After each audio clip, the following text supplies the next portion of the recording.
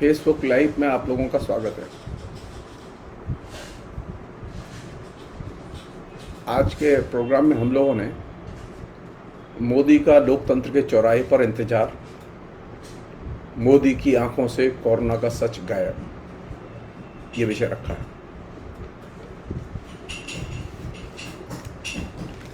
पिछले 2 दिनों में पीएम नरेंद्र मोदी ने 2 मीटिंगें की हैं। एक 18 तारीख को की थी, एक आज की है। और संयोग की बात है कि ये दोनों मीटिंगें उन्होंने जिला कलेक्टरों के साथ की थी और आज की मीटिंग में तो 10 राज्यों के मुख्यमंत्री भी शामिल थे। देखने में अच्छा लगता है कि प्रधानमंत्री लोगों से बात कर रहे हैं, प्रधानमंत्री लोगों से कोरोना के नाम पर जुगाली कर रहे हैं।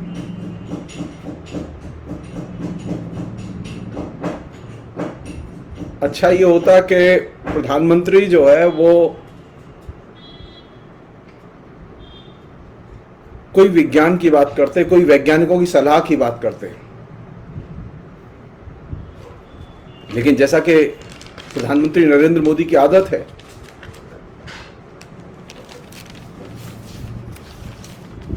उनके पर 18 तारीख के और आज के दोनों दिन के भाषणों से हिंदुस्तान के अंदर जो कोरोना ने जो रियलिटी विकसित की है, जो यथार्थ विकसित किया है, वो यथार्थ एक सिरे से गायब है।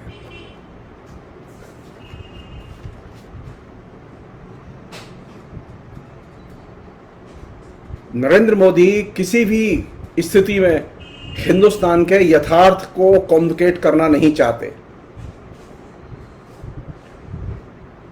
सिंपल सी चीज है। प्रधानमंत्री जब राष्ट्र में 2 बड़ी मीटिंग कर रहे हैं तो एक सवाल तो उठता ही है, उनसे पूछा ही जाना चाहिए कि इस समय कोरोना के पूरे देश में रोज कितने मरीज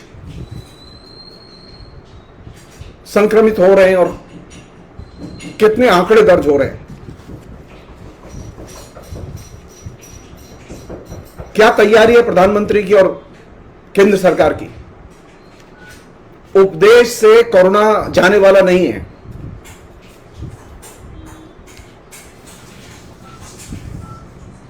प्रधानमंत्री वैसे ही संवाद कर रहे हैं जैसे वो कथावाचक होते हैं ना, मुरारी बापू हुए, घनश्याम बापू हुए। ये जो कथावाचक संवाद करते हैं और जनता सिर झुका के सुनती है, प्रधानमंत्री के कोरोना पर जो अभी तक जो संवाद आए हैं, जो स्टेटमेंट आए हैं, वो कथावाचकों के थोथे और कोरे संवादों की तरह हैं।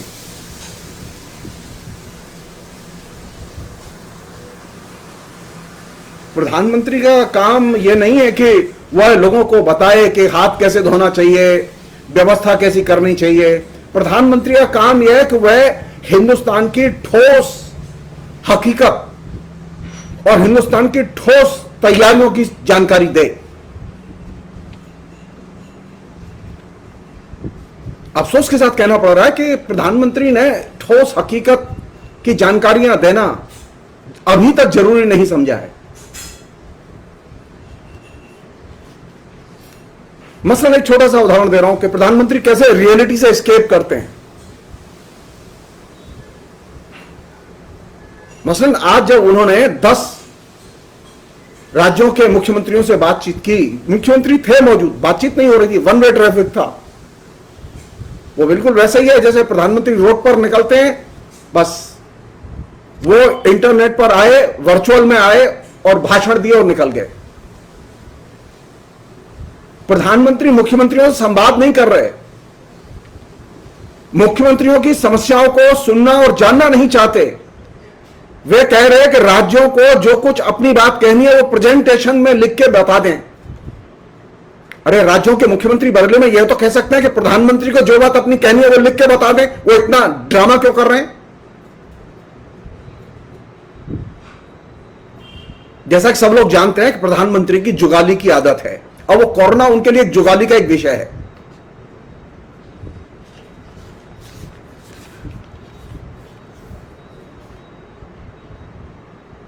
कोरोना जुगाली, शब्दों की जुगाली से ठीक होने वाला नहीं है, और कोरोना धूप बत्ती और घंटा घड़ियाल बजाने से भी ठीक होने वाला नहीं है। कोरोना के से जो लोगों के जीवन में जो तबाही मची हुई है, उसको आप प्रधानमंत्री के किसी भी बयान से जान नहीं सकते।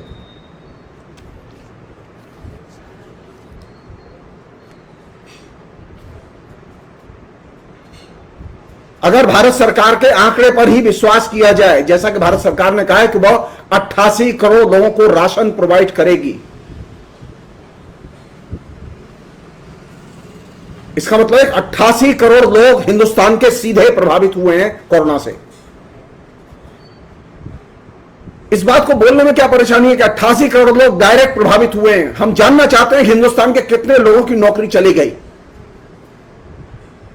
हिंदुस्तान में कौन आतंकवादी है, कौन गाय का मांस खाता है, कौन जो है लव मैरिज करता है, जिसका कि लव मैरिज तोड़वाया जाए, इसके लिए आरएसएस के गुंडे गली गली, मोहल्ले मोहल्ले में, सड़क पर तबाही मचा सकते हैं।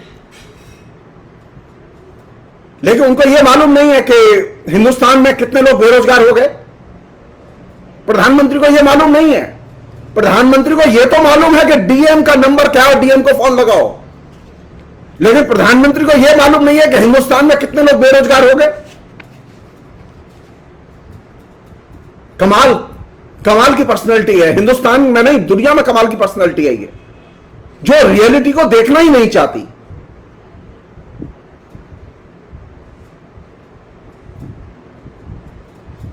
राज्यों की डिमांड क्या है? राज्यों की डिमांड यह है कि वहां वैक्सीन है ही नहीं, और प्रधानमंत्री भाषण दे रहे हैं वैक्सीन का वेस्टेज रोको।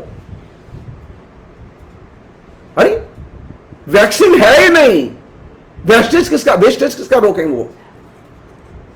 अगर वैक्सीन हो और वैक्सीन इफरात में हो तो वेस्टेज की भी संभावना होती है, लेकिन वैक्सीन तो है ही नहीं।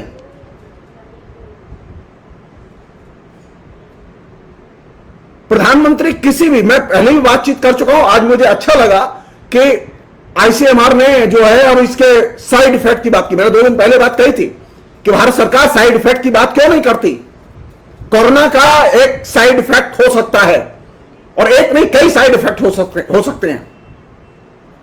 देखिए आप झूठ क्यों बोल रहे हैं लोगों से कि वैक्सीन लगवाइए, वैक्सीन लगवाइए।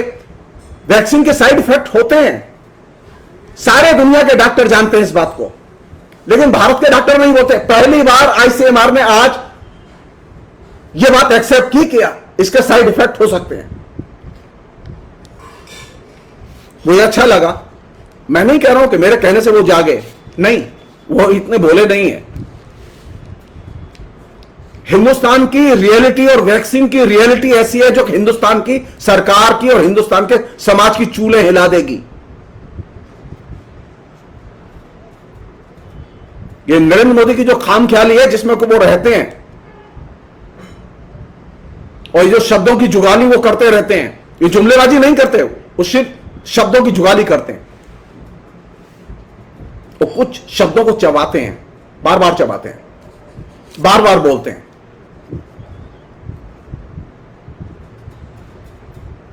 शब्दों की जुगाली से न तो संवाद होता है, न लोगों की समझ बढ़ती है, न लोगों का पार्टिसिपेशन बढ़ता है। शब्दों की जुगाली से सिर्फ नरेंद्र मोदी के जो अंधभक्त हैं, नरेंद्र मोदी का जो भोपो मीडिया, उसके लिए एक बाइट तैयार होती है।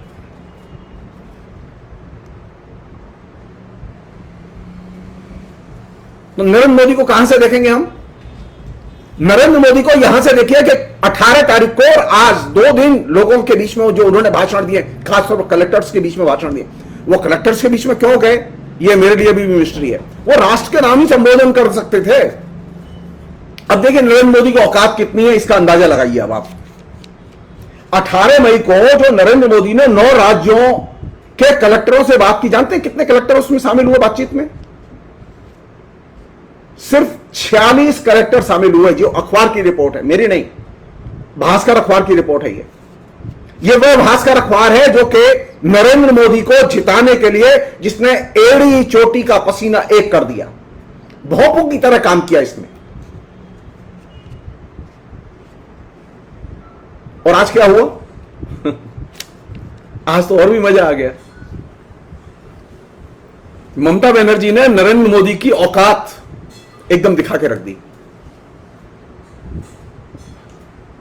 कलेक्टर किसके अंडर में काम करते हैं? नरेंद्र मोदी के अंडर में काम नहीं करते, केंद्र सरकार के अंडर में काम नहीं करते, कलेक्टर काम करते हैं राज्य के अंडर में। नरेंद्र मोदी किसी भी कलेक्टर को संबोधित करके दिखाएं बंगाल के, एक कलेक्टर नहीं आया।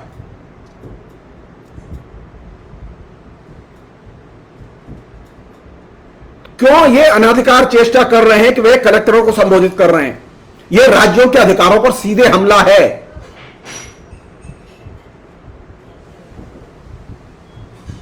कलेक्टरों के पास में हिंदुस्तान के विकास के लिए धन आवंटित होकर नहीं जाता। केंद्र सरकार जो भी या राज्य सरकार के पास पैसा भेजती है, राज्य सरकार आवंटित करती है, वह नीचे एग्जीक्यूट करने का काम है उनका। आप क्यों कलेक्टर से डायरेक्ट बात करना चाहते हैं? किसे समझाना चाहते हैं ये कि आप कितने चिंतित हैं देश के लिए? और नारा क्या है? जिला जीतेगा तो देश जीतेगा। अरे यहां पर भी नारेबाजी। अरे आपने जिले में हेल्थ सेंटर नहीं लगाया, हेल्थ सेंटर्स के लिए वर्कर डॉक्टर का इंतजाम नहीं किया, और आप जिला जीतेगा, हवा में जिला जीतेगा।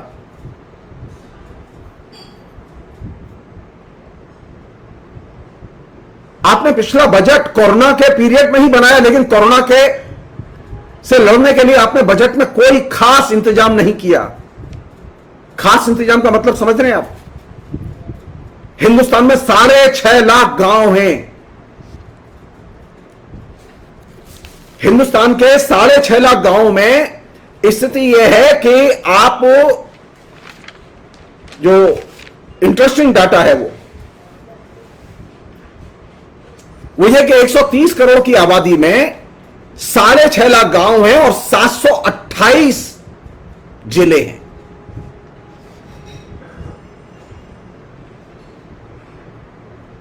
नरेंद्र मोदी से यह सवाल तो किया ही जाना चाहिए कि क्या वो कलेक्टरों के प्रति जो इतने कंसर्न फील कर रहे हैं कि जिला जीतेगा तो देश जीतेगा, क्या 728 जिलों में केंद्र सरकार ने आवंटित करके कोई नया हॉस्पिटल तैयार किया हर जिले के लिए कि ये कोरोना के लिए एक हम स्थायी व्यवस्था कर रहे हैं कि अगर संक्रामक स्थिति आएगी तो ये हॉस्पिटल रहेगा? 6.5 लाख गांवों में आपको कोई गांव दिखाई नहीं दिया। जब पहले कहते थे गांव जीतेगा तो देश जीतेगा, अब जिला जीतेगा तो देश जीतेगा, और नरेंद्र मोदी जीतेगा तो देश जीतेगा। ये क्या गजब जुगाली है।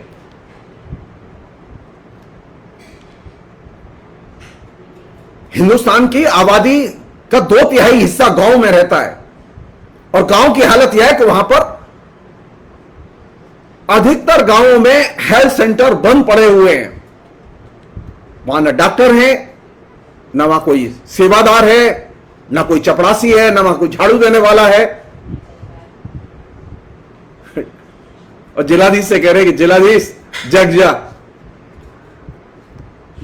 तू वॉरियर है, योद्धा है, कोरोना से लड़ने का योद्धा है। जिलाधीश कहां से करेगा?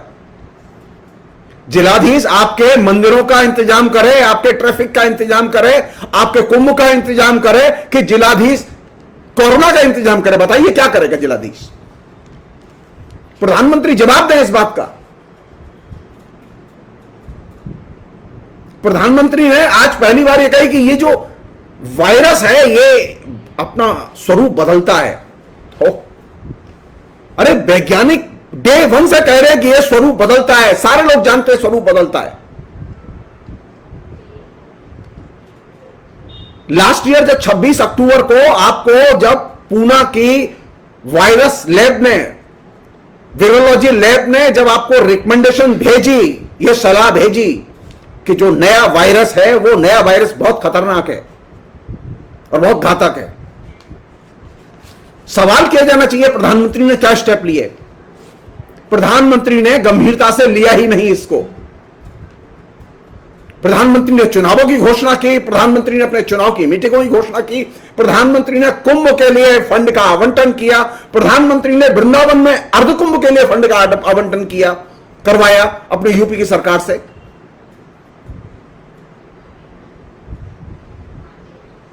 जवाबदेही किसकी है? जिलाधीश की। कमाल है। गलत नीतियां बनाएं आप, गलत नीतियों को लागू करें आप वायरस संक्रमण के जो विशेषज्ञ हैं उनकी सलाह न माने, और आप देश की जनता से माफी भी न मांगे कि हमने गलती की है ये, और आप उपदेश देंगे आके रोज मुख्यमंत्रियों को उपदेश देंगे, जो मुख्यमंत्री एकदम जिनका पैसा तक अभी सप्लाई नहीं हो रहा है, जिनका जीएसटी का जो कलेक्शन आ रहा है वो सारा का सारा केंद्र के पास अटका हुआ है और राज्यों के पास पैसा नहीं है। किसकी जवाबदेही है ये? जिलाधीशों की या मुख्यमंत्री की? झूठ की एक सीमा होती है, लेकिन प्रधानमंत्री झूठ की सारी सीमाओं का अतिक्रमण कर गए, और अब वो सिर्फ अब झूठ भी नहीं बोलते, सच तो पहले ही नहीं बोलते थे, अब वो सिर्फ जुगाली करते हैं।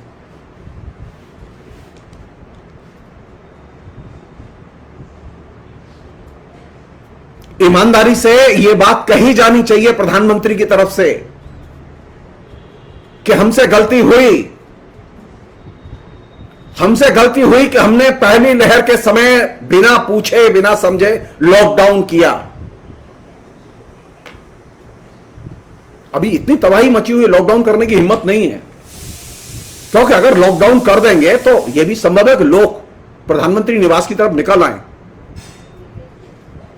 प्रधानमंत्री और मुख्यमंत्री सब डरे हुए हैं, लेकिन लोग तो निकलेंगे। प्रधानमंत्री जी से हम कहना चाहते हैं, आप धैर्य रखिए, नॉर्मल स्थिति होने दीजिए, लोग निकलेंगे और सड़कों पर आपका इंतजार कर रहे हैं, हर चौराहे पर इंतजार कर रहे हैं। प्रधानमंत्री ने कहा था कि अगर मुझसे गलती हो और मेरी बात सच न निकले तो मुझे चौराहे पर लटका देना।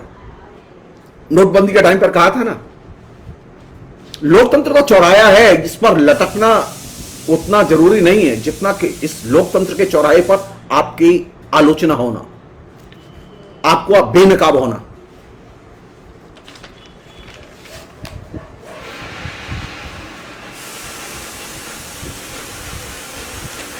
पिछली बार केजरीवाल ने प्रधानमंत्री को मुख्यमंत्रियों की मीटिंग में एक्सपोज किया,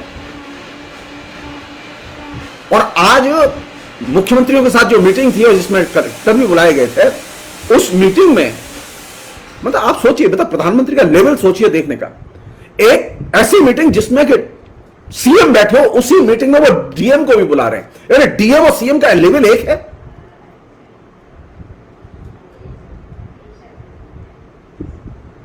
प्रधानमंत्री किसी भी किस्म के प्रोटोकॉल को, किसी भी किस्म के संवैधानिकता को व्यवहार में लाना ही नहीं चाहते। सब गधा घोड़ा घास सब बराबर।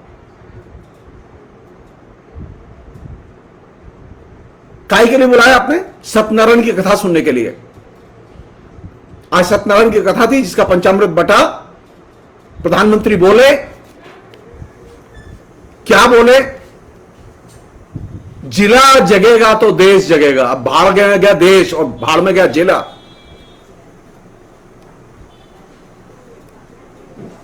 अरे कहो हिंदू जगेगा तो देश जगेगा, क्या दिक्कत है हिंदुओं को जगाने में? कहो हिंदू संगठनों से वो घर घर जाएं और डाटा कलेक्ट करें। आरएसएस के हर गली मोहल्ले में कार्यकर्ता हैं, बूथ इंचार्ज हैं। अगर आरएसएस चाहे तो वो एक दिन के अंदर सारे देश का डाटा इकट्ठा कर सकता है।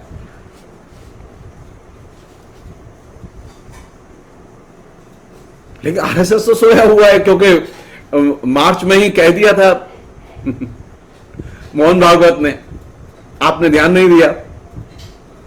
उन्होंने कहा था कि हिंदू सोए हुए हैं, अभी जगह नहीं है। तो जब हिंदू सोए हुए हैं, प्रधानमंत्री जो है वो जुगाली कर रहे हैं, तो राष्ट्र को बचाएगा कौन? और ये जो गांवों में तबाही मची हुई है, आपने कभी गांवों की ज्योग्राफी को ठीक से और उनकी जनसंख्या के गणित को ठीक से समझने की कोशिश की है? गांव में क्या हो रहा है, किन के ऊपर असर पड़ रहा है? जो गरीब हैं, सबसे ज्यादा गरीब हैं, वे सबसे ज्यादा इस समय इस तबाही के शिकार हैं।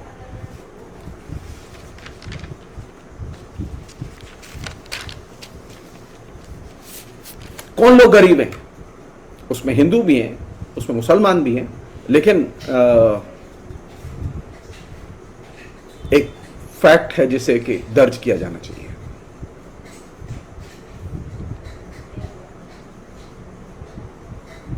2006 के जो आंकड़े हैं वे बताते हैं कि गांवों में 40% गांव ऐसे हैं जिसमें कि बहुसंख्यक मुसलमान हैं और ये गरीब हैं। अगर गांव में कोरोना फैल रहा है जैसा कि ये कह रहे हैं, जो खबरें आ रही हैं, तो इसका हिंदुओं पर भी असर हो रहा है, इसका मुसलमानों पर भी असर हो रहा है और बहुत ज्यादा असर हो रहा है।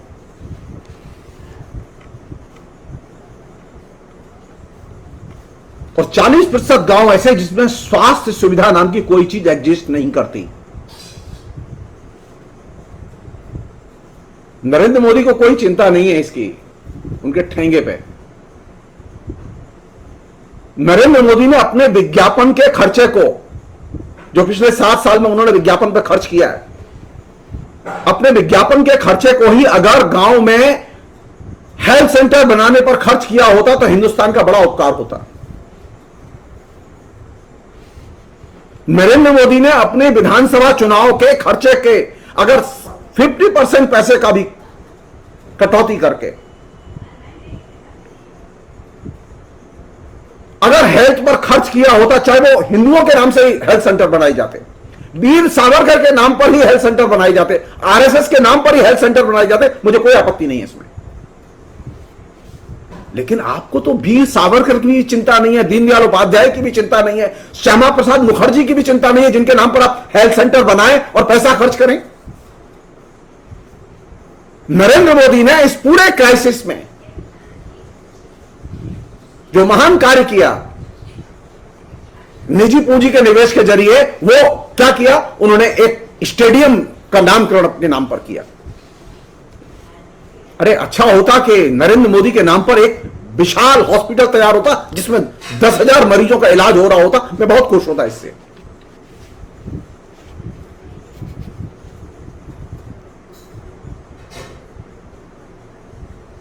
मैं फिर रिपीट कर रहा हूं, प्रधानमंत्री कोरोना के द्वारा पैदा हुआ जो सच है उसे देखना नहीं चाहते।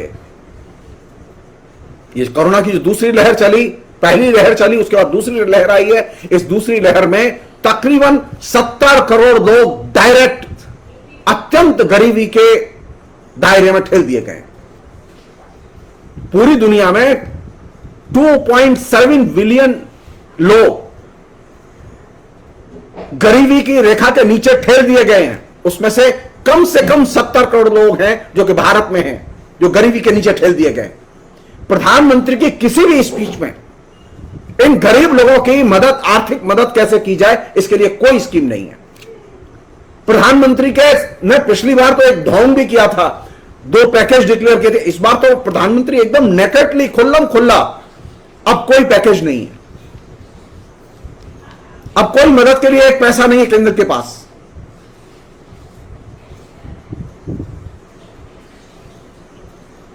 एक अन्य चीज, और जो बड़ी चीज,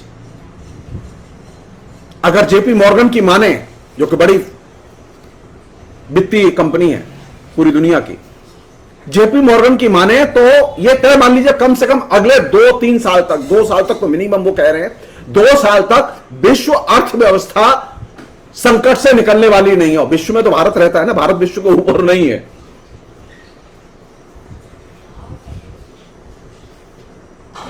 मजदूर एक दिन हड़ताल करते थे, अखबार कहते थे आज की एक दिन की हड़ताल से, मजदूरों की हड़ताल से व्यापार का 1000 करोड़ का नुकसान हुआ। मैं पिछले 1 साल से कंटिन्यूअसली मीडिया में लिख रहा हूं, देख रहा हूं, पढ़ रहा हूं। न व्यापारिक संगठनों का कोई बयान आया कि कोरोना से उनका कितना लॉस हुआ, न सरकार का कोई बयान आया कि व्यापारियों का कितना लॉस हुआ, कारखानों को कितना लॉस हुआ। न वित्त मंत्री ने बजट में बताया कि कोरोना से कारखानों का कितना लॉस हुआ। नरेंद्र मोदी के मुताबिक कोरोना का कोई आर्थिक पक्ष क्षतिग्रस्त नहीं हुआ कोरोना से भारत का। अगर हुआ है तो नरेंद्र मोदी जवाब दें कि प्रतिदिन, मैंने एक ही बात कही थी, मैं बार बार उस बात को रिपीट करता हूं, मैं मैंने कहा था जब कश्मीर में 370 हटाई गई थी तो हिंदुस्तान का जो मॉडल है वो कश्मीर का मॉडल है। नरेंद्र मोदी गुजरात के मॉडल पर काम नहीं कर रहे, कश्मीर के मॉडल पर काम कर रहे हैं। उन्होंने कश्मीर में लॉकडाउन लगा के एक तरह से पूरे के पूरे कश्मीर को 370 हटा के राज्य इवॉलिश करके वहां की पूरी इकोनॉमी को ध्वस्त करके अगला कदम पूरे देश पर उन्होंने बढ़ाया। सारे लोग जय जयकार कर रहे थे, विपक्ष के कुछ दल विरोध कर रहे थे, नरेंद्र मोदी सुन नहीं रहे थे, कश्मीर की जनता विरोध कर रही थी, लोग सुन नहीं रहे थे, लोगों को सिर्फ कश्मीरी पंडित दिखाई दे रहे थे। अब उनसे पूछो इस कोरोना में हिंदुस्तान के पंडित भूखे मर रहे हैं या जिंदा हैं? जो लोग कश्मीरी पंडितों के लिए हाहाकार कर रहे थे ना, आप जाइए मथुरा, आप जाइए प्रयाग, बनारस जाइए, पंडितों के पास में जो रोज भीख मांग के खाते थे, दान पुण्य करके खाते थे, आज उनके पास में पैसे नहीं है। सरकार की कोई स्कीम नहीं है इन पंडितों के लिए। कश्मीरी पंडितों के लिए तो हर महीने पैसा जाता है, लेकिन हिंदुस्तान के पंडित क्या करेंगे भाई? हिंदुस्तान के पंडितों के लिए आरएसएस के मुंह में आवाज क्यों नहीं निकल रही? हिंदुस्तान के हिंदू क्या करेंगे? कश्मीर के हिंदू माइग्रेट किए, लेकिन हिंदुस्तान के करोड़ों हिंदू माइग्रेट करके बिहार, उत्तर प्रदेश, राजस्थान, हरियाणा पहुंचे हैं इस कोरोना में, उनकी रोजी रोटी चली गई।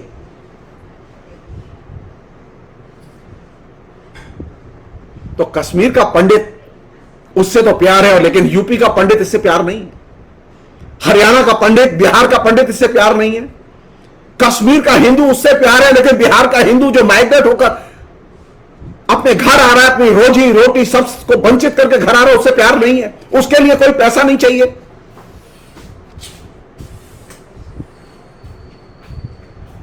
तो आरएसएस के लोगों से घर घर यह सवाल किया जाना चाहिए कि आप कश्मीर के पंडितों के लिए आपने सबसे ज्यादा दुहाई दी थी। आज कश्मीर के पंडित नहीं, आज हिंदुस्तान के सारे हिंदू तबाह पड़े हुए हैं, पूरी इकोनॉमी तबाह पड़ी हुई है। और हिंदुस्तान की इकोनॉमी कौन लोग चलाते हैं? अफसोस के साथ कहना पड़ रहा है, हिंदुस्तान की इकोनॉमी में एक मेजर हिस्सा जैनियों का है, लेकिन जैनियों के मुंह में आवाज नहीं निकल रही। क्यों नहीं निकल रही आवाज? क्यों नहीं जैनी लोग खुलकर प्रतिवाद कर रहे कि पूरी इकोनॉमी तबाह हो गई है? सरकार के पास में इकोनॉमी को रिवाइव करने के लिए कोई प्लान नहीं है। सरकार ने कोई नीति इकोनॉमिक रिवाइवल के लिए कोई नीति डिक्लेयर नहीं की है। आपके पास बहुमत है, पूर्ण बहुमत है, कहीं से कोई बाधा नहीं है। तो कैसा समाज बनाया हमने? कैसा हिंदू समाज बनाया? कैसा हिंदू राष्ट्र बनाया हमने, जिसमें किसी के पास आवाज नहीं होती, भाषा नहीं होती, जो खून की भाषा बोल रहे थे। कश्मीर के पंडितों को लेकर उनके मुंह में आवाज तो होनी चाहिए कि हरिद्वार के, बनारस के, मथुरा के, काशी के, गया के पंडितों का क्या होगा? लोग ट्रेवल नहीं कर रहे, यात्रा नहीं कर रहे, तो तीर्थ स्थान सन्नाटे में रहेंगे, पंडित कहां जाएंगे? इसे कहते हैं पाखंड। पाखंड की एक ब्यूटी क्या है, मैं बचपन से बड़ा हुआ हूं इस पंडिताई पढ़ के, मैंने संस्कृत पढ़ी है, मैं जानता हूं उस पाखंड को। पाखंड की ब्यूटी है कि पाखंड का निषेध पाखंड में ही निहित होता है। जो लोग सबसे ज्यादा पाखंड करते हैं वे पाखंड का विलोम भी तैयार करते हैं। नरेंद्र मोदी ने हिंदुओं के नाम पर, आरएसएस ने हिंदुओं के नाम पर जो पाखंड किया, उस पाखंड का खंडन सबसे अधिक अगर किसी ने किया तो कोरोना की नीति ने किया।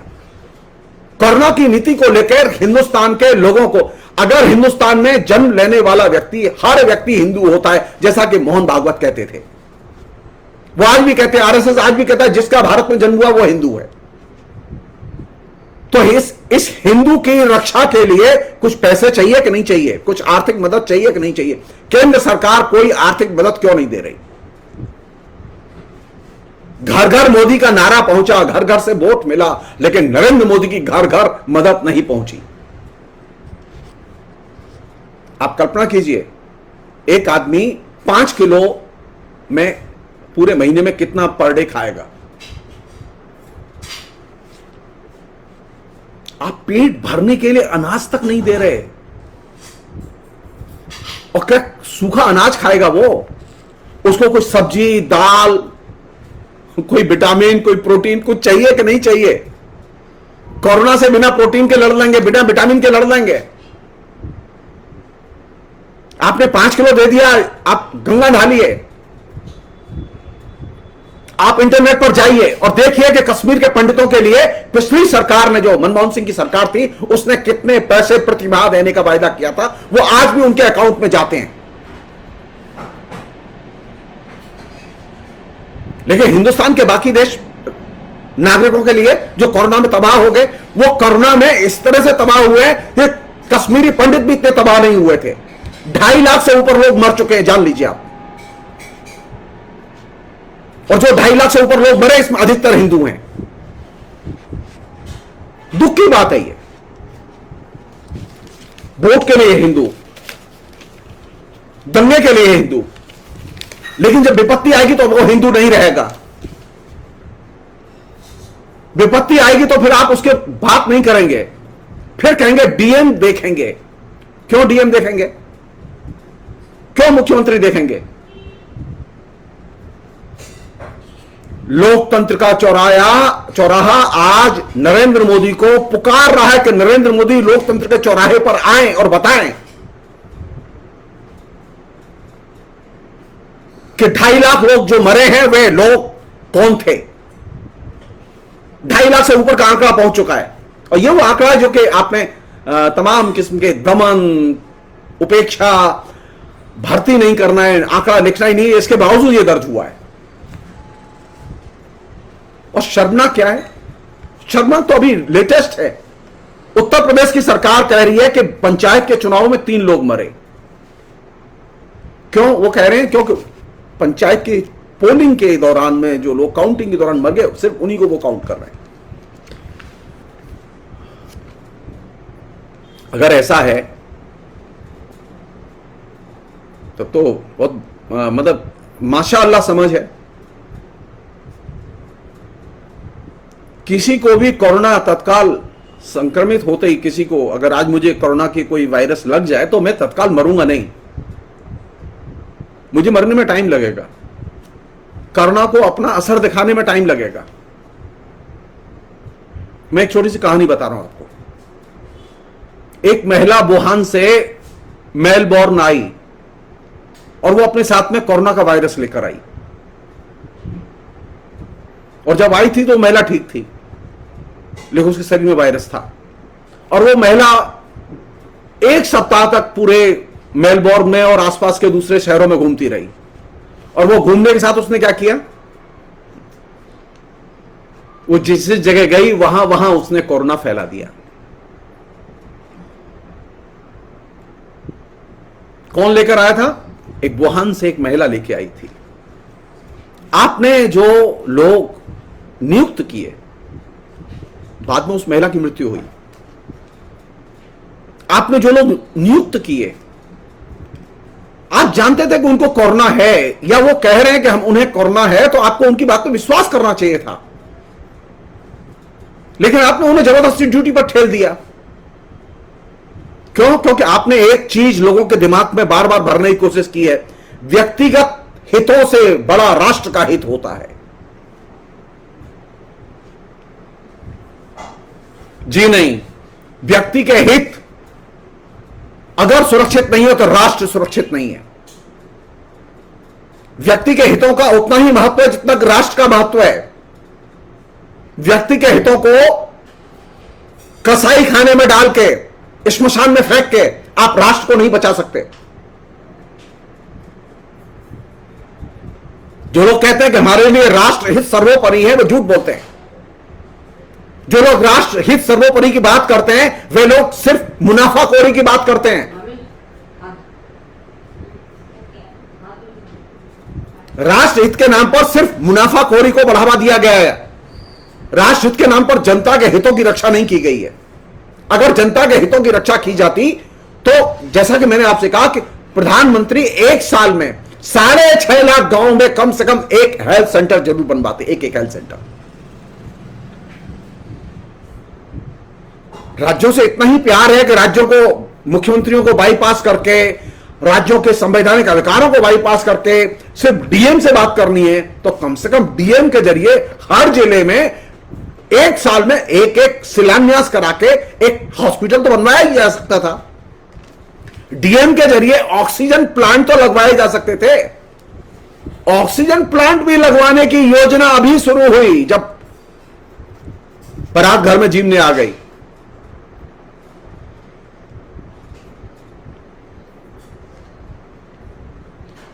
अंत में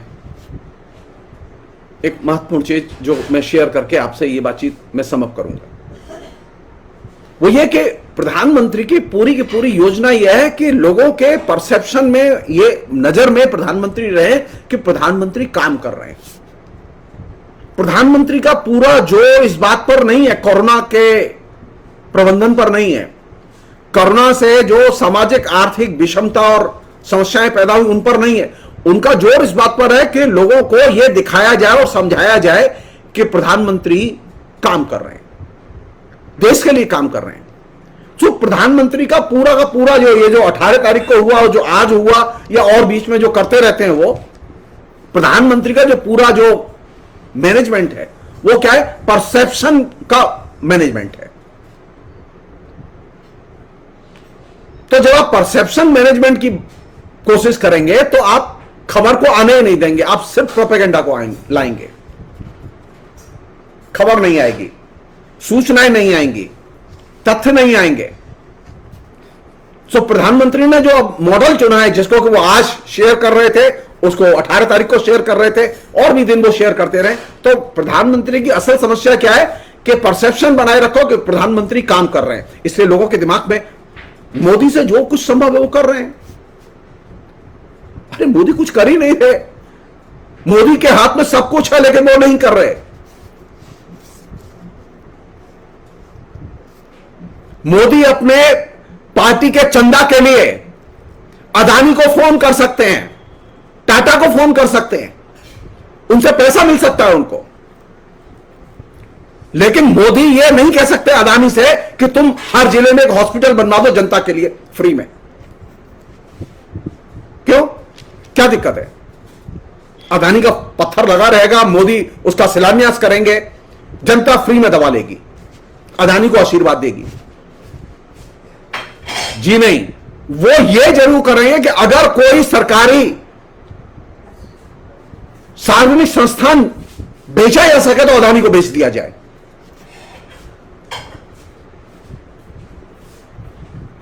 तो मोदी की प्राथमिकता क्या है?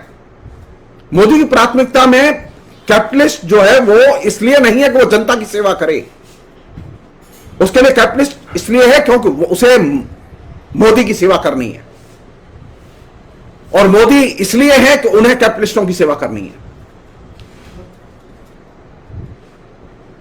तो कोरोना की आड़ में जो मोदी लगातार जो मीटिंग करते रहते हैं, जो टेलीविजन पर आती रहती हैं, कैंपेन के तौर पर आती रहती हैं, ये असल में उनका परसेप्शन मैनेजमेंट का जो फार्मूला है, टेक्निक है, जिसका कि वे इस्तेमाल कर रहे हैं, और इसके तहत ही वे बीच बीच में आते हैं और वे हर चीज को प्रोपेगेंडा में कन्वर्ट कर देते हैं, और इसी के जरिए वे पॉलिटिकल मैनिपुलेशन भी कर रहे हैं। अगर आप सच बोलेंगे, आप खुल के बोलेंगे, लोगों की आलोचना सुनेंगे, उसे विनम्रता से स्वीकार करेंगे, तो आपके पास में राजनीतिक मैनिपुलेशन की कोई जगह नहीं होगी।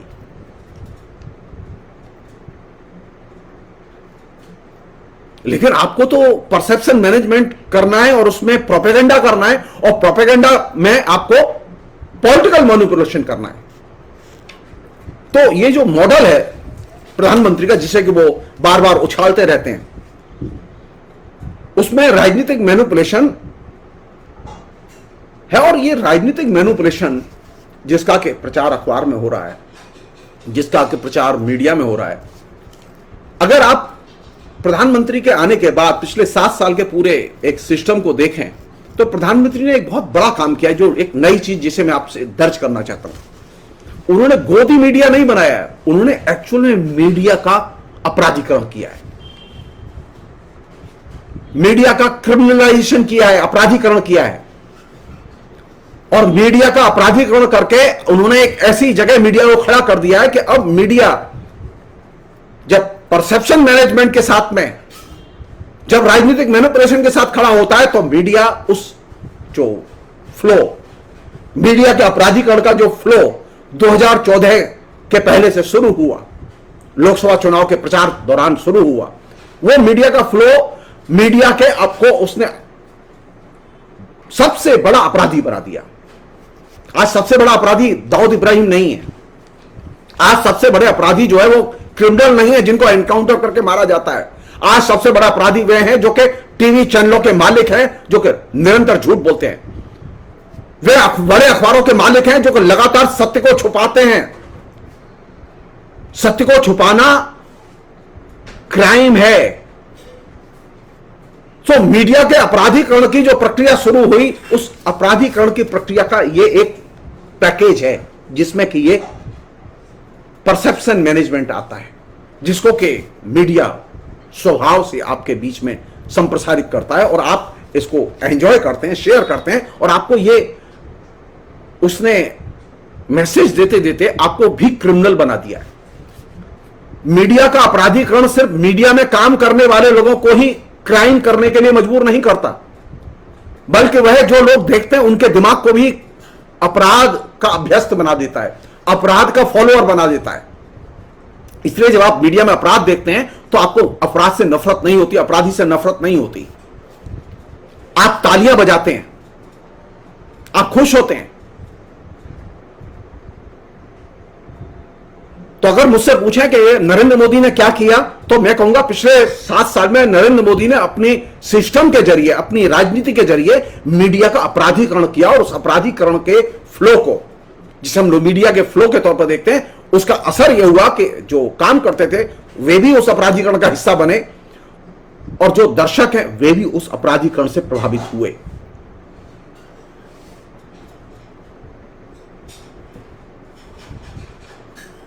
और यह अपराधीकरण कैसे हुआ मीडिया का सब लोग जानते हैं कि कैसे पेमेंट होता है, कैसे स्पॉट खरीदा जाता है, कैसे स्पेस खरीदा जाता है, कैसे कोई व्यक्ति टारगेट बनाया जाए, उसके लिए कैसे सौदेबाजी होती है। सो मीडिया में अपराधीकरण की सौदेबाजी से प्रक्रिया शुरू हुई कि हमें साल भर के विज्ञापन दिलवा दीजिए, हम एडिटर हैं, हमें इतना पैसा दिलवा दीजिए, हम आपकी खबर चलाएंगे। नहीं तो कैसे संभव है कि एक साधारण सा एंकर, एक साधारण सा एडिटर, उसके पास में 300 करोड़ की संपत्ति हो। मैंने इतने दिन पढ़ाया, मैंने 30 साल मीडिया पर लिखा, लेकिन मेरे पास तो एक रहने के लिए फ्लैट नहीं है ठीक से। मैं अर्णव गोस्वामी जैसे लोगों को बरसों सालों पढ़ा सकता हूं, लेकिन अर्णव गोस्वामी नहीं हो सकता, क्योंकि अर्णव गोस्वामी ने अरबों रुपया पैदा किया, और अर्णव गोस्वामी जैसे लोग अनेक हैं। सो मीडिया के अपराधीकरण को अगर आपको देखना हो तो आप यहां से देखिए कि एक व्यक्ति, उसकी तनख्वाह 1 लाख, 2 लाख, 3 लाख, 4 लाख, 5 लाख कुछ होगी, लेकिन यह कैसे संभव है कि उसका जब वो टर्नओवर देखा जाए तो उसके पास में मालूम पड़ा 100 करोड़ रुपए हैं, उसके बाद 200 करोड़। अरे हम सारे 30 साल नौकरी करने के बावजूद मेरे पास 1 करोड़ रुपया नहीं है। हजारों विद्यार्थियों को पढ़ाने के बावजूद, ईमानदारी से काम करने के बावजूद, कोई तो ऐसी चीज है। सो मीडिया का अपराधीकरण सौदेबाजी से शुरू होता है, और सौदेबाजी में जाहिर है कि जो पत्रकार, मैं पत्रकार नहीं कहूं, क्रिमिनल बनना चाहे, मीडिया में जो क्रिमिनल बनना चाहे, क्योंकि ये अपराधीकरण की प्रक्रिया, इसमें अपराधी बनना पहली शर्त है। और मीडिया के लोग अपराधी कब बनते हैं? जब वो झूठ बोलते हैं, जब वो सच छुपाते हैं। और ये काम वो बिना पैसे के नहीं करते। वो आपको पैसा विज्ञापन के जरिए मिले, आपको पैसा वो डायरेक्ट मिले, इनडायरेक्ट मिले, जैसे भी मिले, लेकिन आपको पैसा मिलता है।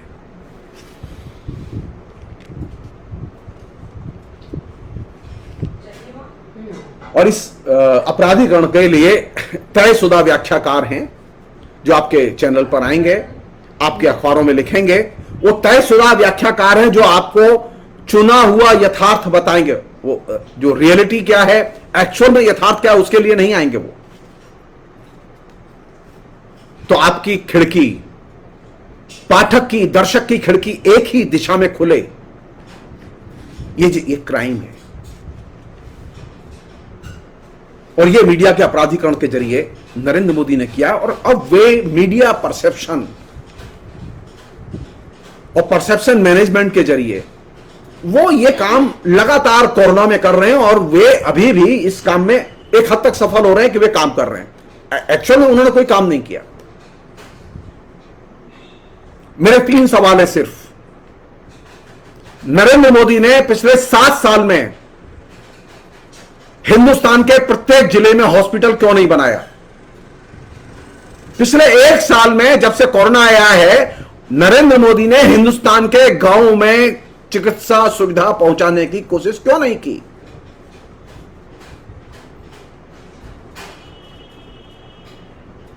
नरेंद्र मोदी ने मेडिकल इमरजेंसी और मेडिकल सेंसरशिप क्यों जारी की? इन 3 सवालों के जवाब दे दें वो। और चौथा सवाल आरएसएस से है। अगर हिंदुस्तान में पैदा होने वाला हर व्यक्ति हिंदू है और यह हिंदुओं का देश है, तो हम सवाल पूछना चाहते हैं, जो 2.5 लाख लोग मर गए हैं अभी तक, 2.5 लाख से ऊपर लोग मर चुके हैं कोरोना से, उनके लिए आरएसएस ने क्या किया? करोड़ों लोग अभी कोरोना से प्रभावित हैं, उनकी पूरी इकोनॉमी टूट चुकी है। आरएसएस ने क्या किया इसके लिए? आरएसएस के लोग अब जुलूस भी नहीं निकालते, जलसे भी नहीं निकालते, खाली जय हो मोदी करते हैं।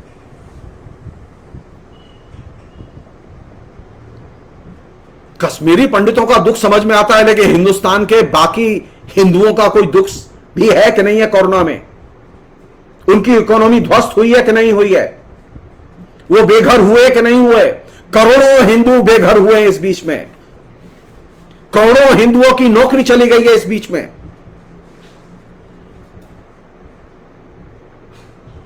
आरएसएस के लोगों के लिए यह सिर्फ मोक्ष है? छी, शर्म आनी चाहिए। ना आपको हिंदुओं से प्यार है, ना आपको हिंदुस्तान से प्यार है। अगर जिसको हिंदुस्तान से प्यार होगा, उसे हिंदुओं से भी प्यार होगा, मुसलमानों से भी प्यार होगा, उसको किसान से भी प्यार होगा, मजदूर से भी प्यार होगा। उसको सच कहने में कोई डर नहीं लगेगा कभी भी। सच आपको ताकत देता है। सच कहने के लिए मैनेजमेंट की जरूरत नहीं होती, परसेप्शन मैनेजमेंट की जरूरत नहीं होती। सच एक ऐसी चीज है जो कि हिंदुस्तान के लोकतंत्र की बुनियाद है। लेकिन नरेंद्र मोदी लोकतंत्र की बुनियाद को नहीं देखते। नरेंद्र मोदी को सिर्फ परसेप्शन की चिंता है, और परसेप्शन के लिए वो कुछ भी कर सकते हैं। परसेप्शन मैनेजमेंट के लिए वो किसी भी हद तक जा सकते हैं। परसेप्शन मैनेजमेंट के लिए ही उन्होंने मीडिया का सिस्टमैटिकली, अघोषित ढंग से मीडिया का अपराधीकरण किया। और आज उसी का दुष्परिणाम है कि भारत में जो कुछ घट रहा है उसकी भारत को खबर नहीं है। कुछ अखबार हैं जो कि बहुत ही ईमानदारी से कवरेज दे रहे हैं, कुछ चैनल हैं जो कि ईमानदारी से कवरेज दे रहे हैं, लेकिन जो बेसिक समस्या है वो क्या है? बेसिक समस्या वैक्सीन नहीं है, बेसिक समस्या सामाजिक आर्थिक है। बेसिक समस्या वैक्सीन का वेस्टेज नहीं है। बेसिक समस्या यह है कि वैक्सीन पहुंची ही नहीं है। बेसिक समस्या यह है कि हिंदुस्तान के 80 करोड़ से ऊपर लोगों के पास में दैनंदिन खाने के लिए, खर्चा करने के लिए पैसे ही नहीं है। हम पहले ही गरीबी में रह रहे थे। हमारे पास 32-33 रुपए थे रोज के, अति गरीब के पास में, और जो अब स्थिति हुई है उसमें 32-33 से भी नीचे चले गए। हम जिएंगे कैसे? हिंदुस्तान इस चीज का जवाब मांग रहा है, और वो लोकतंत्र के चौराहे पर खड़ा करके, लिस्ट लगा के ट्रायल चलाएगा और लोकतंत्र का ट्रायल जो है वो बहुत बड़ा होता है, वो न्यूरेमबर्ग ट्रायल से भी बड़ा होता है। हिटलर के अपराधों के लिए न्यूरेमबर्ग ट्रायल चलाया गया था। आप तय मान लीजिए, पिछले 7 साल में केंद्र सरकार में जो अपराध किए हैं और जनता की उपेक्षा की है, उसका हिसाब जनता मांगेगी। और नरेंद्र मोदी को चौराहे पर आके वो हिसाब देना होगा। अभी तो सिर्फ शुरुआत है। लोग बोलेंगे, आप बोलिए और दोस्तों से कहिए बोलें। जो रियलिटी है वो सामने लाई जानी चाहिए। और ये जो परसेप्शन को मैनेज करने की जो पद्धति नरेंद्र मोदी ने विकसित की है, इसका प्रत्युत्तर यही है, जैसा कि मेरे जैसे लोग करते हैं। मुझे नरेंद्र मोदी से कोई व्यक्तिगत तौर पर कोई द्वेष नहीं है, कोई ईर्ष्या नहीं, मेरी किसी नेता से कोई दोस्ती नहीं है, मुझे कोई लेना ही देना नहीं, मुझे कुछ चाहिए ही नहीं। मैं एक नागरिक के नाते जो फील करता हूं और बहुत ही शिद्दत के साथ फील करता हूं कि ऐसा होना चाहिए। भारत सरकार विज्ञापन जारी करे कि वैक्सीनेशन से क्या साइड इफेक्ट हो सकते हैं।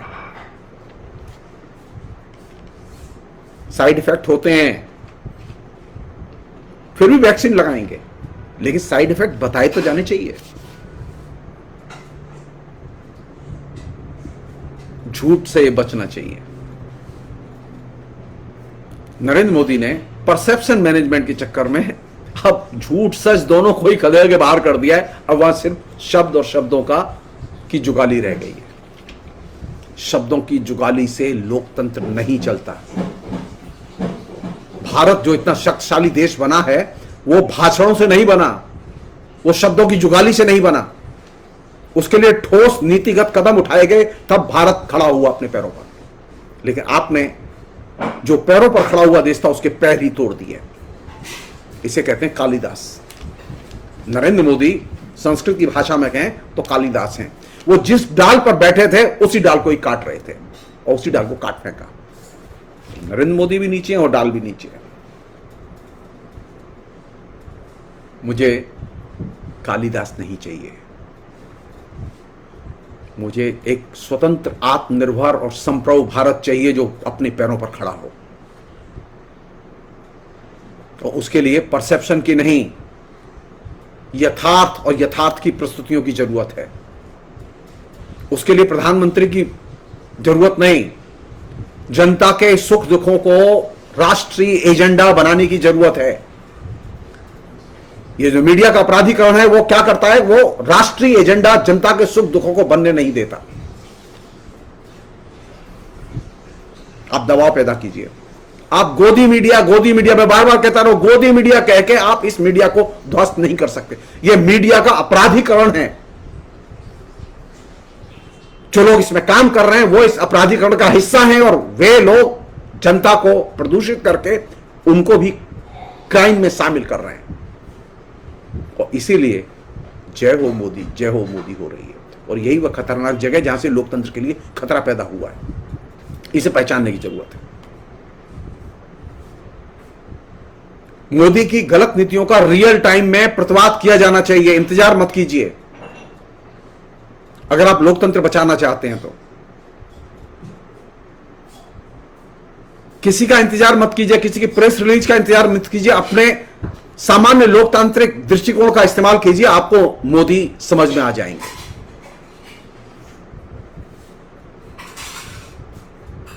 आज फिलहाल इतना ही। हम आगे और भी बातचीत करेंगे, बहुत सारे विषय हैं, अभी तो शुरुआत है। फिलहाल इतना ही। बहुत बहुत शुक्रिया, थैंक यू।